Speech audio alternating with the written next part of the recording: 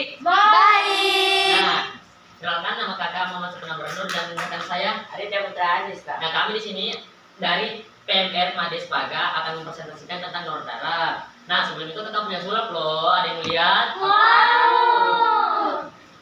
Kosong nih. Kosong. Wow. Bin Saladin jadi apa? Prok. Dia ketut. Wah, ada isi materi. Wow. Tolong dibantu ya, Adit. Ya, siap. Nah, ternyata yang materi pertama adalah pengertian darah. Apakah teman-teman ada yang tahu ini pengertian donor darah apa aja? Tidak. Nah, jika tidak ada yang tahu, kakak akan jelaskan sendiri ya. Nah, pengertian donor darah sendiri adalah kegiatan untuk memenuhi transfusi darah. Sedangkan transfusi darah adalah proses memindahkan darah ke pasien yang membutuhkan darah tersebut. Nah, kita lanjut ke materi yang kedua ya, teman-teman. Nah, materi kedua adalah kita dapat materi yang kedua tentang syarat-syarat. Ada yang tahu syarat-syarat ada berapa? Tahu saya. Berapa? 1. Salah. 7. Lebih tepatnya kurang tepat. Kurang tepat. Nah, 7 ya kurang juga. Sebenarnya materinya lebih dari 10, tapi kakak di sini akan menjelaskan 5 dari materi yang ada. Nah, materi yang pertama, sebelum kalian menurunkan darah itu, kalian harus berumur 17 tahun sampai 60 tahun. Yang kedua, berat badan kalian itu minimal harus 50 kg.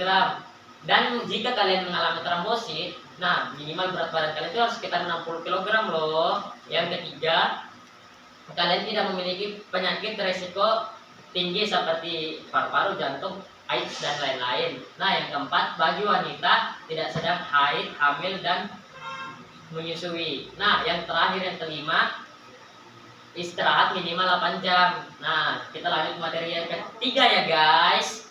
Nah, materi ketiga apa guys? Nah, materi ketiga adalah macam-macam penurun darah. Nah, macam-macam penurun darah. Ada yang tahu macam-macam penurun darah ada berapa yo? Tahu. Tahu. Nah, macam-macam penurun darah sendiri ada 2 loh, 2 jenis. Nah, yang pertama secara sukarela tanpa menerima imbalan. Yang kedua, pendonor darah pengganti, seperti jika keluarga kalian menggunakan darah orang lain. Nah, kalian harus menggantikan donor darah tersebut untuk menggantikan darah yang dipakai oleh kerabat dan keluarga kalian. Nah, kita itu saja materi dari kakak. Untuk materi selanjutnya akan dijelaskan oleh rekan saya. Iya, Aisyah. Oke, terima kasih Sofian. Selanjutnya akan saya ambil alih. Teman-teman siap gak nih untuk melanjutkan materi selanjutnya? Siap. Oke, ada surat lagi nih. Nah, gak ada kan? Ini nggak ada. Kita putar-putar, dapat apa? Wah, ada materi lagi. Wow. Oke, materi yang pertama adalah unit donor darah. Nah, ini ada yang tahu nggak kita bisa menyalurkan darah kita di mana? Warga PMI. Tepat sekali. Alamatnya ada di mana? Ayo. Jalan Tomat. Ya, bisa. Tapi di sini saya akan menjelaskan di Jalan Paprika, Gunung Ngelai, Kecamatan Bontang Utara. Nah, untuk materi selanjutnya adalah prosedur donor darah. Ada yang tahu berapa prosedur donor darah? Tidak. Berapa? Ya, tepat sekali. Bisa disebutkan apa saja? Nggak tahu.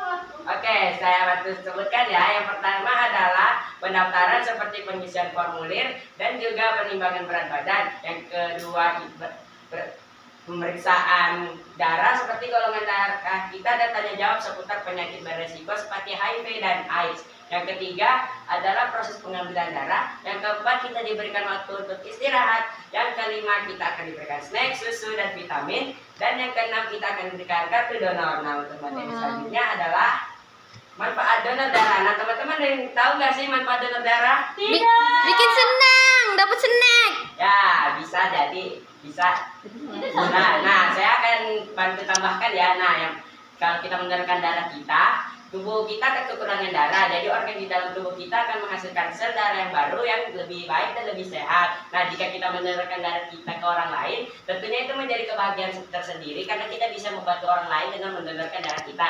Nah, untuk kesimpulannya akan dilanjutkan kembali oleh rekan saya, yaitu Sofian. Nah, kesimpulannya seperti tadi yang Adit bilang, bikin senang. Nah, bisa juga seperti itu. Nah, kesimpulannya itu, jika kita menurunkan darah secara teratur, kita bisa menyelamatkan nyawa orang. Nah, jika kita bisa menyelamatkan nyawa orang, nah kita bisa jadi superhero kayak di film-film dong. Nah, nah, segitu saja sekian dari kami dan kami akan membuka sesi tanya jawab.